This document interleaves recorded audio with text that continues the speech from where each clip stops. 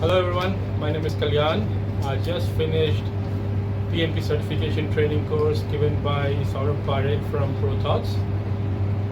This course is my second such course, and this is the best course I attended. And though I've been working as a program manager, project manager for the last 3 years, the new things that I learned in this program given in this course, one of them was stakeholder management. Previously I had some conflict resolution that I couldn't close properly, but in this course Saurabh really explained how to handle conflict resolutions and what kind of tactics to use.